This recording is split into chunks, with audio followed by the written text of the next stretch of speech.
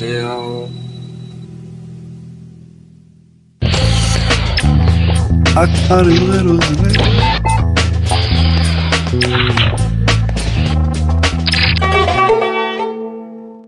გამარჯობა, ეს გადაცემა ჩემი ქუჩაა. მე მაშიკო ვარ. ალექსანდრე გრიბოედოვის ქუჩა. გრიბოედოვის ქუჩა მთაწმინდაზეა. ეს ქუჩა, როგორც ბევრი სხვა 1809 წელს პოლკოვნიკმა ბანოვმა დააპროექტა. ადრე მას კომენდანტის ქუჩა ერქვა. დღევანდელი გრიბოედოვის ქუჩაზე ადრე ქალაქის სამხედრო კომენდანტის სახლი იყო. ამიტომ მას კომენდანტის ქუჩა ერქვა.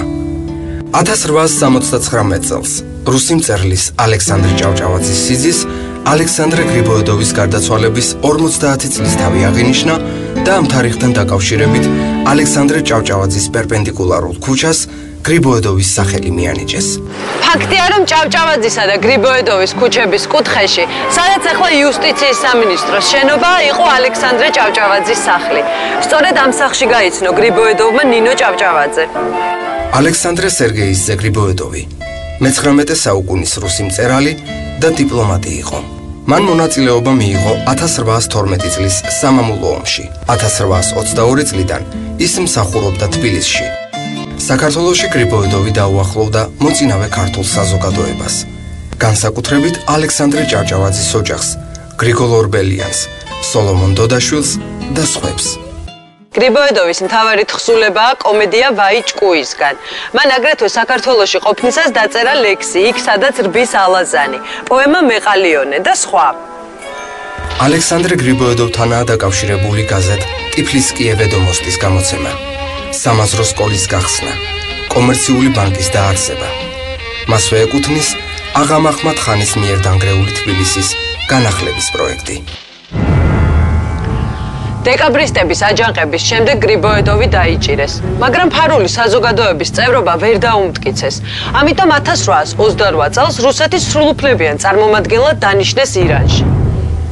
ამავე წელს გრიბოედოვმა ცოლად შეირთო ალექსანდრე ჭავჭავაძის სასული ნინო. 1829 წელს კი გრიბოედოვი თეირანში აჯანყებულმა ბრბომ შეიწირა. ის მთაწმინდაზეა დაკრძალული. გრიბოედოვის ქუჩის დასაწყისში არის სახელმწიფო კონსერვატორიის შენობა. ამ შენობის ფასადზე კი ანტონ რუბინშტეინის ძეგლი დგას. 1891 წლის 24 აგვისტოს თბილისის საზაფხულო თეატრში სახელოვანმა მუსიკოსმა ანტონ რუბინშტეინმა საქველმოქმედო კონცერტი გამართა. კონცერტი ანშლაგით დასრულდა. კონცერტიდან შემოსული თანხა რუბინშტეინმა მთლიანად გადარიცხა თბილისის სამუსიკო სკოლის მშენებლობის ფონდში.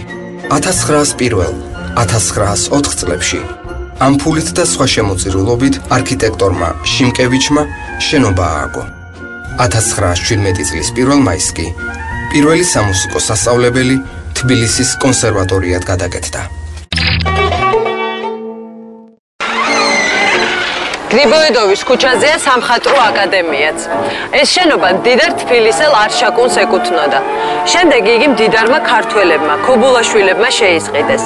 1902 წელს ქობულაშვილებმა ამ შენობის რეკონსტრუქცია არქიტექტორ სიმონ კლდიაშვილს დაავალეს.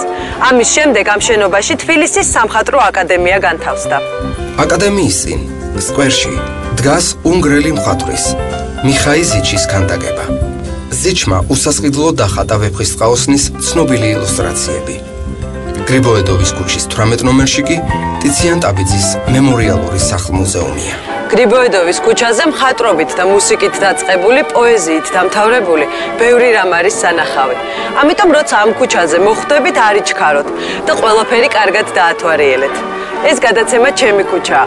მე მაშიკო ვარ. დროებით. აქ არის როზმე